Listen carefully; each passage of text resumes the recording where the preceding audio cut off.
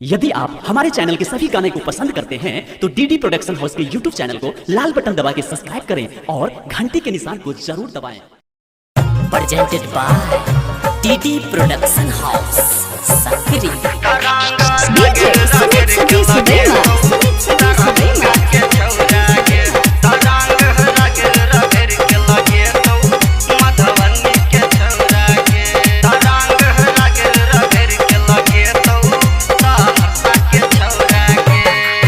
दरभंगा के छौरा गे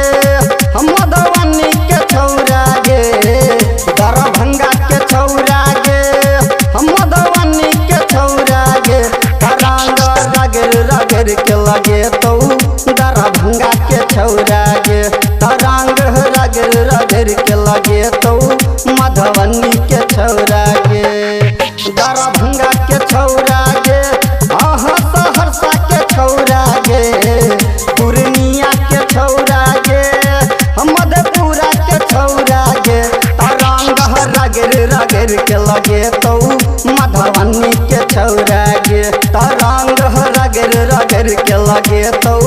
सहरसा के छौरा गे DJ Sumit Sati Sudema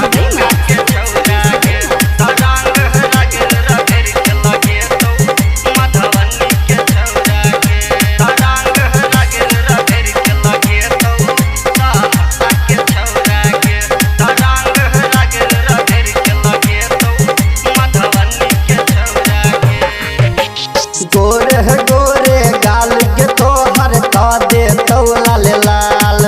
अगे गोरे गोरे गाल के तोहर का दे तो लाल लाल सीना से साटा के छौरा पूछतौ हाल चाल सीना से साटा के छौरा पूछतौ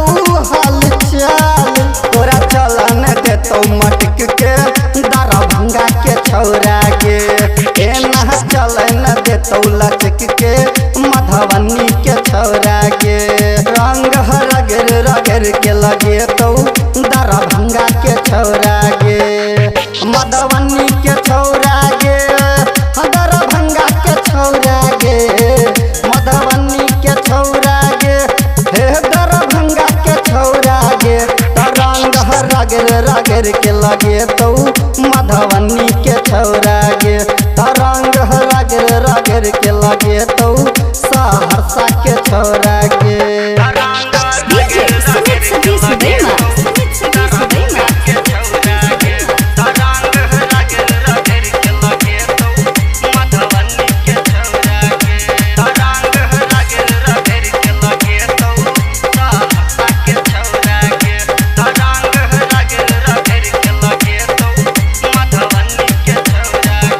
संग सहेली के गई छौरी बना के नहीं अइहा टोली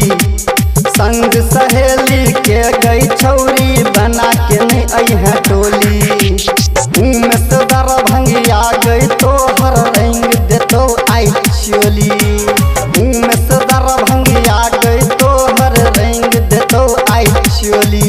रंग रगड़ रगड़ के लगे तो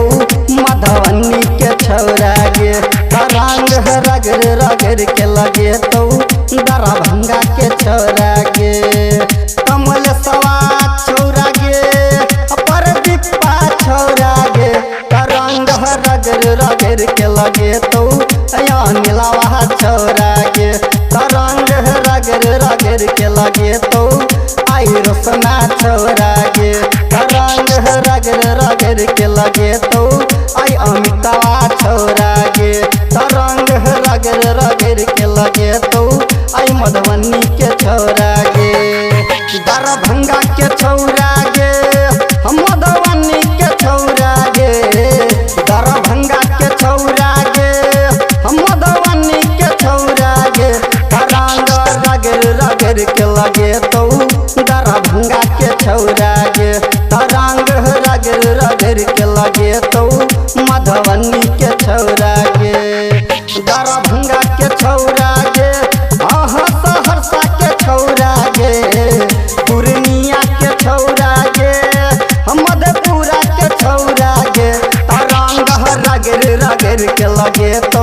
मधुबनी के छौरा गे तरंग रगड़ रगड़ के लगे तो सहरसा के छौरा गे।